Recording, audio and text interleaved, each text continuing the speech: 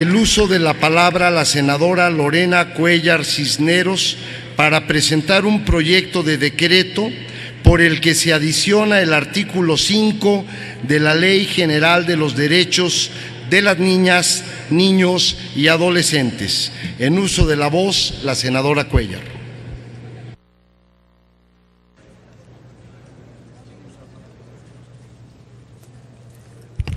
Con su venia, señor presidente, compañeras y compañeros senadores, la Convención sobre los Derechos del Niño constituye el documento que integra el mayor esfuerzo internacional para promover la armonización legislativa de los estados, con el fin de garantizar la protección y ejercicio de los derechos de las y los menores. Dicha convención define a un niño como todo ser humano menor de 18 años. Además, el artículo 12 menciona que los estados parte deben garantizar al niño que éste, sobre todo, se encuentre en condiciones de formarse un juicio propio para expresar su derecho a una libre opinión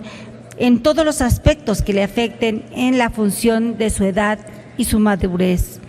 Un claro ejemplo de cómo este derecho toma especial relevancia se da en materia sanitaria, pues es necesario reconocer que en el rango de 16 a 18 años se tiene la capacidad para decidir acerca de algún tipo de intervención médica, es decir, se cuenta con criterios propios, información y lógica suficiente para determinar si desean o no recibir cierto tipo de tratamientos, a pesar de no tener aún la mayoría de edad y carecer de autonomía plena.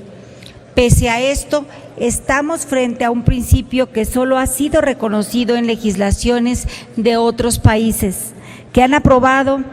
como figura representativa de la voluntad del menor el término menor maduro, el cual hace una distinción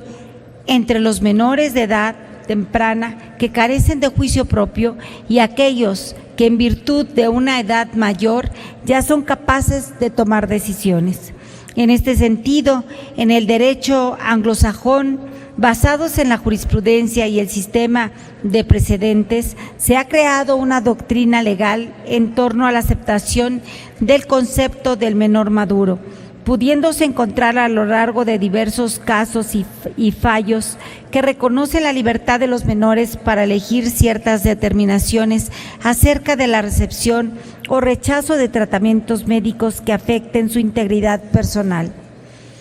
Uno de los precedentes más importantes se dio en Estados Unidos en 1969, en un caso donde el juez reconoció al apelante de 18 años la capacidad para dar su consentimiento para ser sometido a una intervención quirúrgica en las mismas condiciones que en un adulto, a pesar de que la mayoría de edad reconocida en este país es de 21 años, ya que el razonamiento fue que se considera que un menor es maduro si cuenta con la suficiente inteligencia, educación y conocimiento para tomar decisiones legales, lo cual pudo comprobarse en aquel caso en particular debido a que el apelante estaba casado, libre de autoridad parental y contaba con capacidad financiera propia.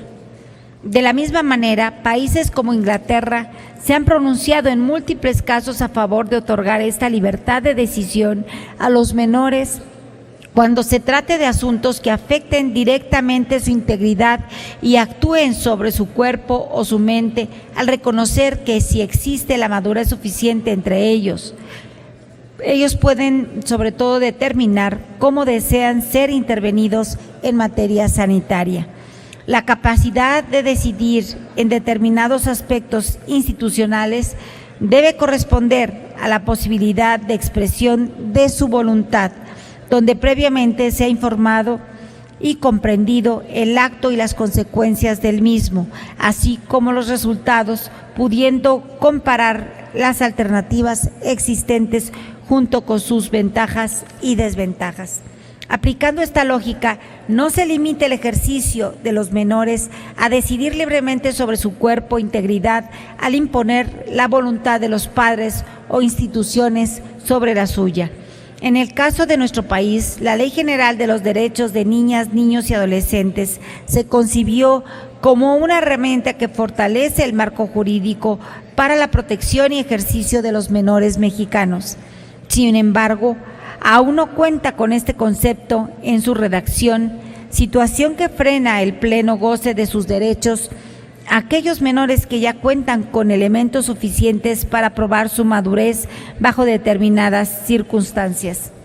Además, dicha ley tiene como objeto reconocer a este grupo poblacional como titulares de derechos de conformidad con los principios de progresividad que se reconoce en nuestra Carta Magna y los tratados internacionales. Por lo tanto, la adición que se pone a su consideración pretende dotar de libertad a los menores maduros para poder ser reconocidos ante nuestra sociedad y que puedan reflejar su voluntad en actos que les afectan directamente en términos de salud profesional o legal. Es cuanto, señor presidente. Muchísimas gracias, senadora Lorena Cuéllar.